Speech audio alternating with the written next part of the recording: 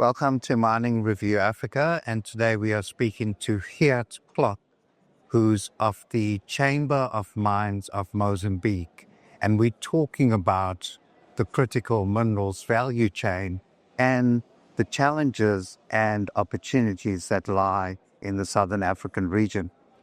Geert, thank you for joining us today. Sure thing, Gerard. Okay. Now, let's start by looking at Mozambique. And the mining sector in that country has been developing rapidly. What is the drive behind this progress? That's correct. We have a fairly young mining industry. It's really come up in the past 20 years. It's driven by the enormous mineral resources that Mozambique has. It started with coal. We had a huge coal boom in 2010, 2012. So there's major billion-dollar investments in that, not just the coal itself, but also the infrastructure. We've got graphite. Mozambique is currently the third largest producer of natural graphite in the world. So graphite has really made a big difference. But then there's also gemstones, the rubies, golds, the rare earth minerals. We got the heavy sense minerals. So it's quite a mix. And besides the endowment, it's also you have to unlock it. And Mozambique has this very fortunate geographical position with the long coastline and the ports. So we've got three main logistics corridors, the Maputo corridor, Beira corridor, and Nacala corridor in the north, which enables an easy exportation. The exports of our minerals, a lot of it or most of it is for export. Stable legislative regime. And then those developments, they build on each other. So we've now got like mining hubs. Because you've got mines, then the suppliers come in. They were already relatively close because of our proximity with South Africa. So we've also had that advantage that we could build and get the expertise from nearby to help us build our mining industry. Now we've got mining hubs in Tet province and Tet city, and then also in the north, Nampula, Cabo Delgado. So there's a lot of suppliers that came with those investors in the initial mines that now help make it easier for new mining investors to come and build up because of the proximity of suppliers, be that of products or services. Great stuff. Now, let's look at the Southern African region. Now, there's no doubt there are plenty of opportunities, but in order to take advantage of those opportunities, you need to overcome the challenges. So talk to me about some of the challenges and how they can be overcome. Well, let's talk about the opportunities first. So, as we've all been talking about these past few years, the energy transition is really driving a lot of interest in mining. Mining now becomes something that, we realize that we can't do without mining. And we can't do the energy transition without mining. Apart from that, there's also the geopolitics and the diversification. So increasingly, the world's been looking towards Africa and Southern Africa to fill that gap and supply some of those minerals, the critical minerals that are needed for that energy transition. So that's a huge opportunity. Now, at the same time, we know that we're still lacking on infrastructure that is needed, especially for the landlocked countries. It's also not just the roads and rail ports, but electricity supply. So those are some of the issues that need to be addressed. The business environment, of course, is very important, showing that there's stability also in terms of the legislative environment and keeping it that way.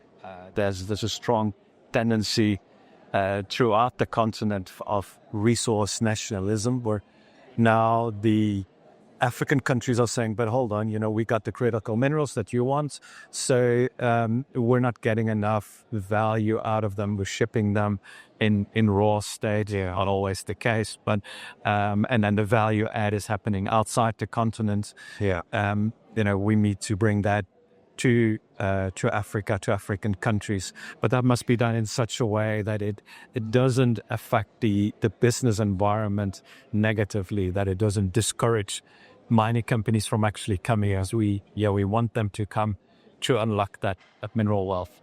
Okay. Now, Geert, can you tell me, how does cross-border partnerships foster a critical mineral supply chain in the region? That is quite crucial, I think, for various reasons.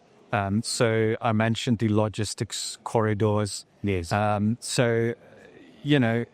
lot of the activity will be in the interior, in countries like Zambia, like Botswana, Zimbabwe, and they rely on that the logistics to be able to export them. There's electricity that is a Southern African power pool. Mozambique is in fact as a surplus of electricity. Wow. And is really setting itself up as the supplier of electricity for the region. It's a good mix. It's hydro, it is gas. There's a lot of activity in solar. So that then also enables the industrialization, whether it's be on mining or on the back of the mining of the mineral resources in other countries that have an energy, electricity deficit. Then also, if you look in terms of supply chains, there's a lot of talk of, okay, we've got, for example, critical minerals that can be used for the batteries for EVs. Now, those supply chains, of course, at the moment don't exist in our region, still need to be built up. But it doesn't make sense economically that each country in Southern Africa builds its own industry, for example, a factory for batteries for EVs, Right. because that is a large-scale business. Just because you have one or two critical minerals doesn't mean that it's feasible or economically viable to build that in your country. And there, if you look at it as a more on a SADC level, Southern Africa as a whole has about 380 million people. There's already an automotive industry in South Africa. So why don't you work together and build that supply chain together? So it's very important that we have that regional cooperation.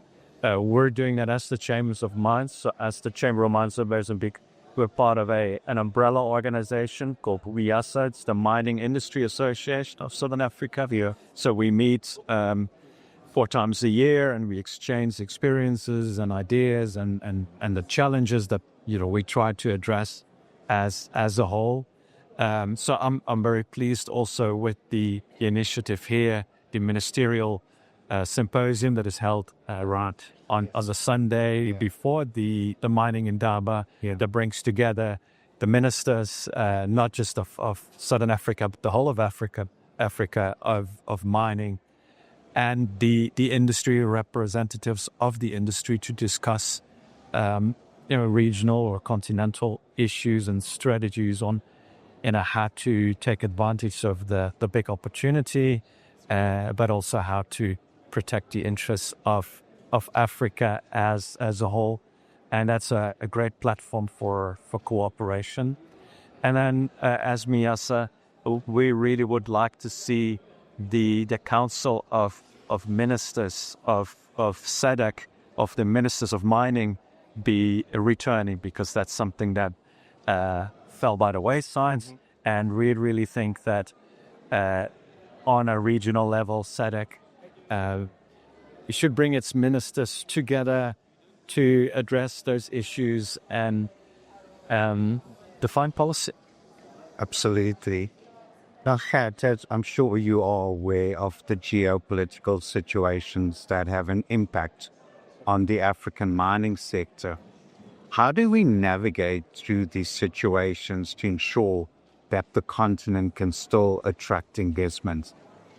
Well, in the first place, let me again start with the opportunities. Yeah. It is to some extent it's a great opportunity because we have competition. We've got different parts of the world that have realized that they need the minerals and the critical minerals from Africa for the energy transition, for strategic reasons, for whatever reasons. So competition is always good. We're more attractive as Africa. Now it also creates more complexity, right? Because you've got the tariffs, you've got export restrictions, you've got trade wars or price wars, dumping, to eliminate a competition or to outcompete them.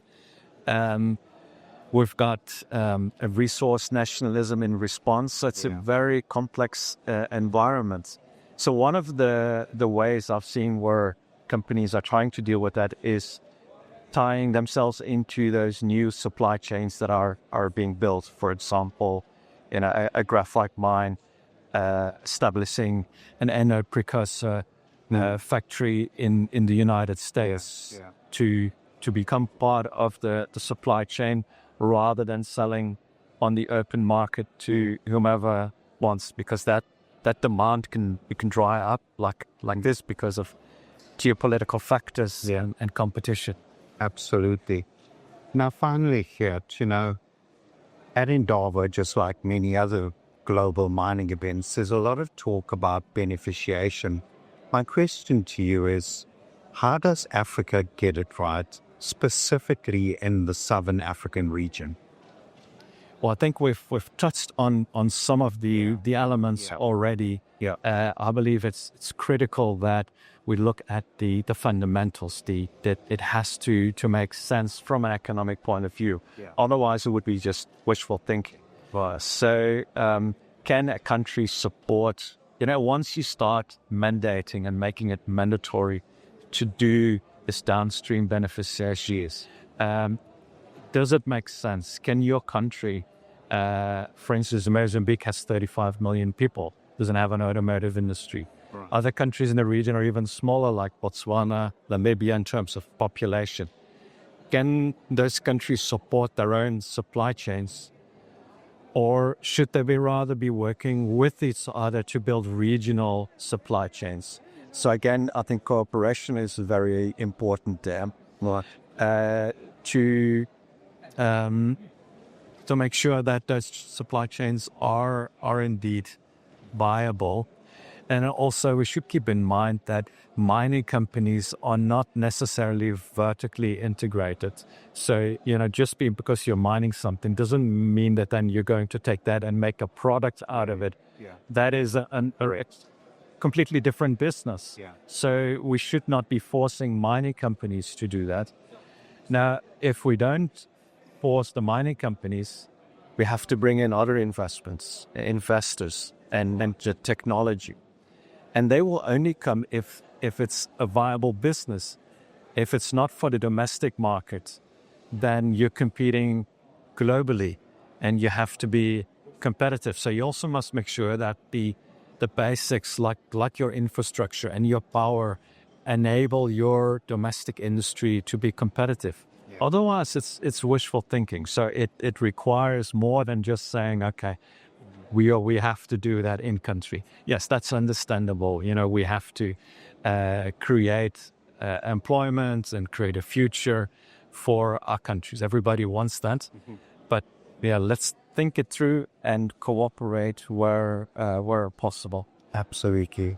Well, Geert, thank you very much for your insights and for joining us on Mining Review Africa. So it's a great pleasure. Thank you for the opportunity. Thanks.